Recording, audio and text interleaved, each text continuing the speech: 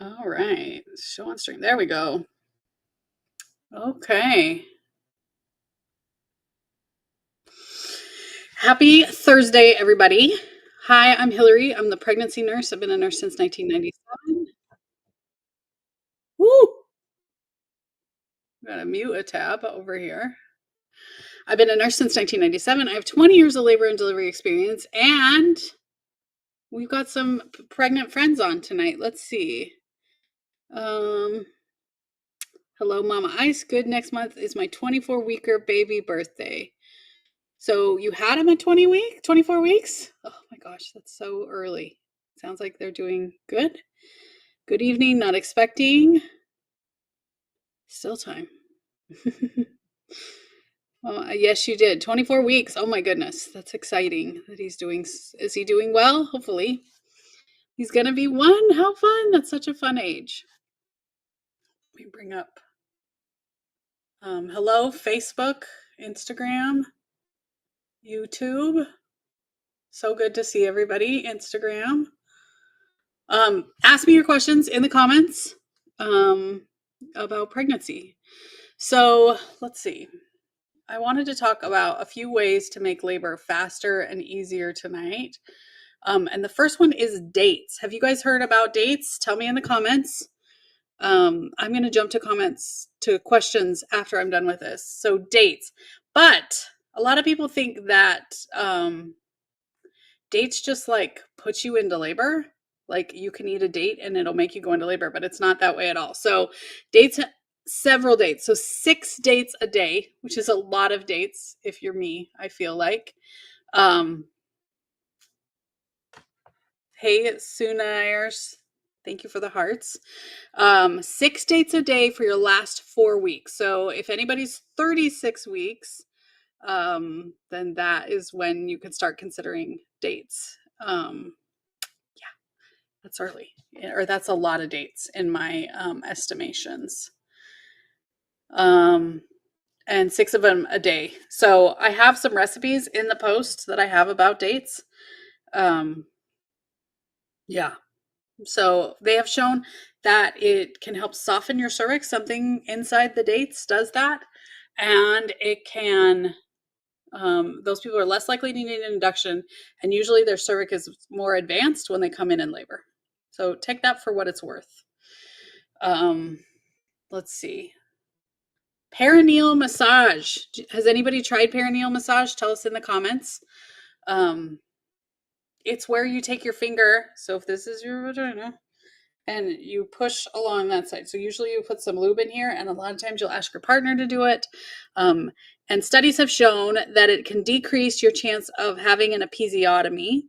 That's usually for people that it's their first delivery, or it can decrease your perineal pain, like postpartum, 6 weeks postpartum. The study that I read said that people who did perineal massage had less perineal pain 6 weeks postpartum than those who didn't. It's thundering here in case anybody hears that. So keep asking your questions in the comments. I will get to them. And then the third thing that studies show helps make labor faster and easier is to do your squats and work out. Because I think our bodies get in such a range of motion of sitting and then just walking, where your muscles move just this way. They don't move out, that your pelvis, we're not doing our pelvis any favors. So tell me in the comments if you are a squatter, if you enjoy a good squat now and then, and if you find it helpful.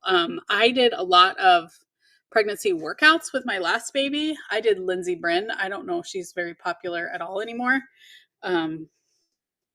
And she always did squats at the end. And actually, now that I don't have little kids, I realized that I couldn't squat anymore. And so I've had to relearn how to do squats. And I actually learned on TikTok some ideas to relearn how to squat. So it is possible, like an actual squat where your bum is almost touching the ground, like your bum is below your knees, that type of a squat. So, and I think learning to squat and also relaxing your pelvic floor at the same time can be a really big win in that arena as well. So now I'm going to answer questions. If you guys have questions, tell me in the comments. Suna Ayers on Instagram says, "Hi, I'm soon to be 20 weeks tomorrow. First time mom and so excited. I've been getting bad pains in my pelvis, like my bikini line. Not sure how to describe that area. Any thoughts?" So likely it could be ligament pain. And I have a whole post on the pregnancy nurse about ligament pain. And so your uterus is attached to the sides of your body through these things called ligaments that come out kind of like a fan from it, and they attach in your pelvic floor all the way up to like your diaphragm. So you got to think like this whole area in here has the ligaments attached to the uterus. So as the uterus grows, those get stretched, and then when we do things like coughing, laughing, getting up too fast, they can make the ligaments upset. And I find that the ligaments get most upset like in the beginning, and then they sort of chill out, and then we'll have periods where they get upset again, I think just as the uterus is growing kind of a lot. So that's my guess. I am going to scroll up on TikTok, Facebook, YouTube. Keep asking your questions in the comments. Let's see. Mama Ice's baby's going to be 1. Okay. CC said, should I be concerned if baby is in the 89th percentile for growth at 32 weeks? So, I mean, if you look around a kindergarten, if you've been to school, if you look around a kindergarten classroom, you'll notice that kids are all sizes, right? It's not like every kid's the same size. So in our uteruses, at the beginning of pregnancy, up till about 20 weeks, at least the first trimester, all of those babies are exactly the same size. They grow exactly the same way because it's just a certain number of cells before then. And then they start to differentiate through DNA. So you're 32 weeks, you're in your third trimester, and baby's differentiating. It's a little bit bigger. Of course, the question with that is baby too big to maybe come out of your pelvis? Maybe your providers talked about that with you. I have a post on the pregnancy nurse. If you type in big baby, it will bring it up. So 89th usually isn't something to be too concerned about. Sorry, but it is something to think about for sure. Does labor have anything to do with colic? I'm not sure, like after baby's born. I mean, the chiropractors on TikTok will make us think that, but I'm not sure. Why do they say once you have a preemie, I will have it again? I don't have any health issues.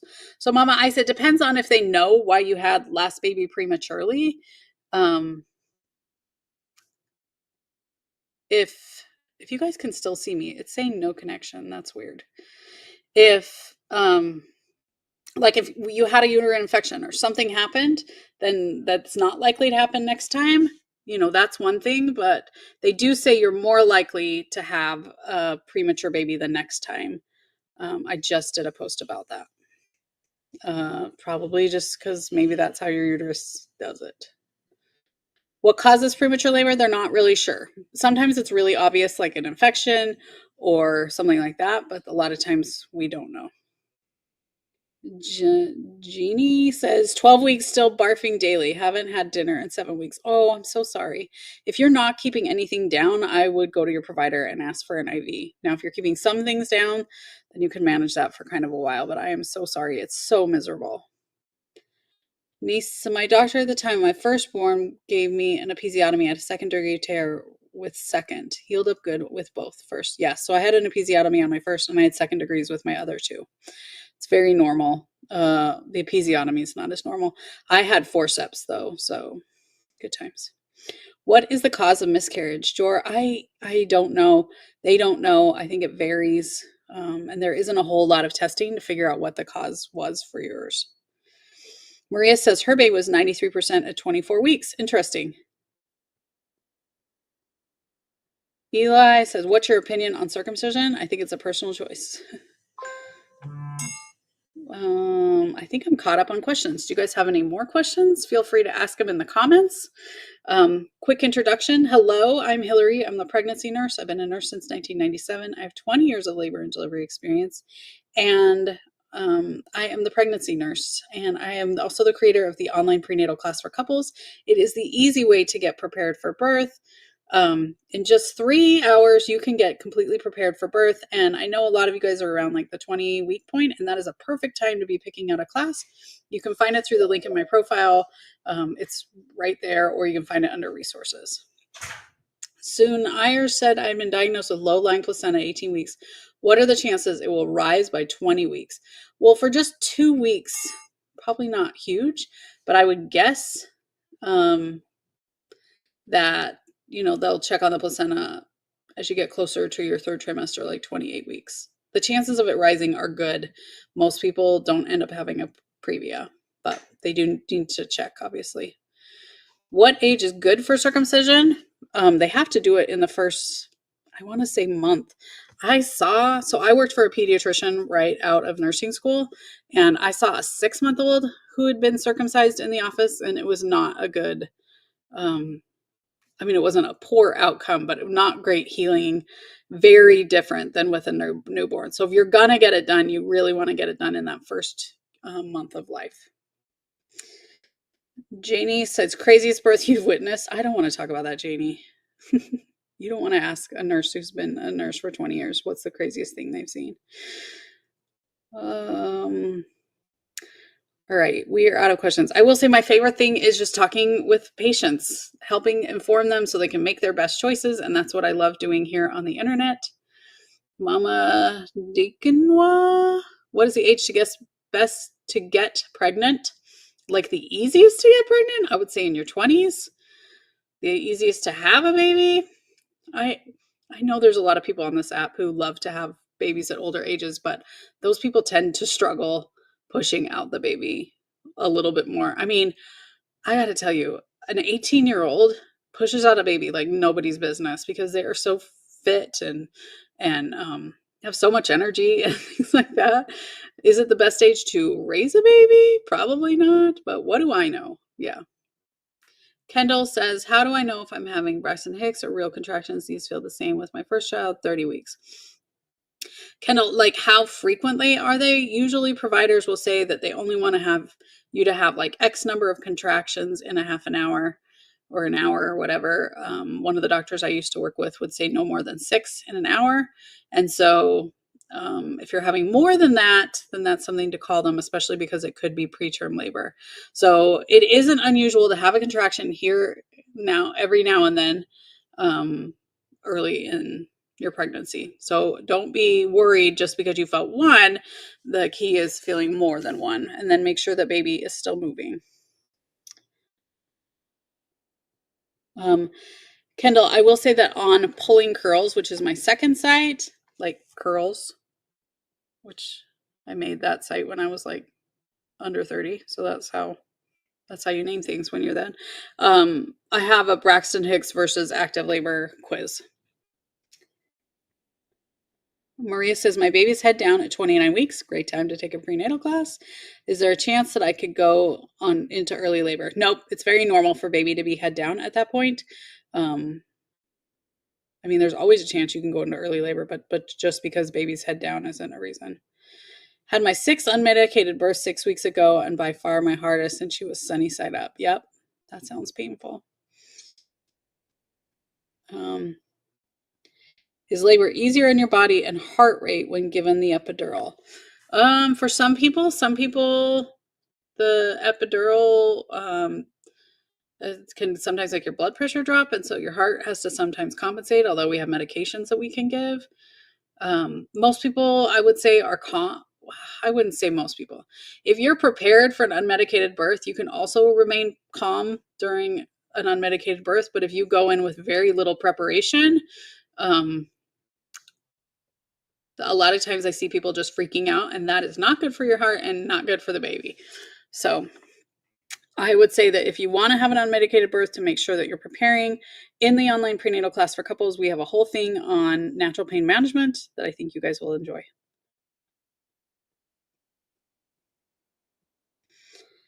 Kendall, it sounds like you may want to contact your provider because you're still a little bit early. No tears, thankfully only 3 hours. That's awesome, Lorena. All right. Any more questions? I have Instagram, Facebook. I have all the things up. If you guys, looks like most people are on Instagram and TikTok. If you guys have any more, when can I start preparing for labor, Maria? You can start whenever you want. So I always recommend that after you finish your first trimester, to start looking at prenatal classes. I would love it if you would look through mine. You can find it through my link in my profile and decide if that one's right for you. There are freebies that you can take from mine that you can find under resources. There's a free resources link so you can find out that if it's something, if I'm like your cup of tea, because I think you do need to mesh with your childbirth provider. But I think you can start at any time. I do recommend by 20 weeks you've picked out that prenatal class and then you want to start it by 30 weeks or so. Will doctors always stop early labor before 37 weeks? Sometimes, like 35, 36, they may not stop it. At 37 years old, when will they induce? Usually about 39 weeks. Depends on the provider and the facility you're delivering at. Grown says, how early do you have to get a C-section if you have placenta previa? It depends on if it's a flow previa. I'm not sure exactly when they say to get the C-section. So it'll really depend on your previa, past history. They definitely do not want you going into labor though before they do the C-section, because the previa is in the way of the cervix, and if the cervix will start to open, then the placenta can be problematic.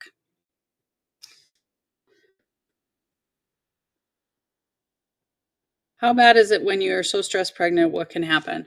Well, it's not good on your body to have constant stress. Baby can take small amounts of stress. When you have a deadline, or you catch the jar before it rolls off the counter, that type of thing where your heart rate goes up. Or I saw a scorpion at my house today. My heart went way up. Those small things, it's good for baby to experience those, but constantly being stressed pregnant is not good for you or for your baby, because you already have increased strain on your heart from all the extra blood volume. So it's not good for you. It's not good for those stress hormones to be in with you and your baby during pregnancy. So I always encourage people to try and chill out as much as they can. Yeah, 34 weeks, especially when your water breaks, there really isn't much that they can do. Now, if you were in preterm labor at 34 weeks, they may have tried some terbutaline. It really seems to depend on the provider. I don't know. Grown says, do you have to be induced early at age 40? A lot of providers will want you to induce you at 39 weeks. I've been seeing a lot of those on social media lately. People who were older and want to be induced early, and the provider's like, no. Providers, according to ACOG, which is like the governing body of OBs, they should offer you an induction at 39 weeks. They should offer everyone one. So it doesn't mean that if your provider's offering you a C-section or a induction at 39 weeks that they're pushing you into an induction. It just means they're offering it, and you can say no. I cried most of my pregnancy. I'm on my last 10 weeks and calm down. That's awesome, Maria. I mean, a lot of people cry during the pregnancy. I think it would be up to you. If you're feeling enormous amounts of stress beyond just the tears, like I cry more when I'm pregnant for sure. That's not awesome. And you would want to talk with your provider, because that can turn into postpartum anxiety, and you want to nip that in the bud too. Presley said progesterone levels tested by doctor 14.1. Oh, I don't know much about progesterone levels according to like last date of conception. So best of luck to you, but I don't have much to say on it. Do most first time moms babies come at 40? I think that it's like 40 and 2 on your first, but I'm not exactly sure on that number, but it just depends on everybody. Mine were both 2 days over on my first two, and then my last one was 12 days over. So yeah, just depends. Okay, last call for questions. Thanks so much for coming to the live tonight, you guys. It was really fun to see everybody. Are ultrasounds bad for baby? I mean, they don't have any definitive evidence that ultrasounds are bad for baby, and there's plenty of babies who get frequent ultrasounds.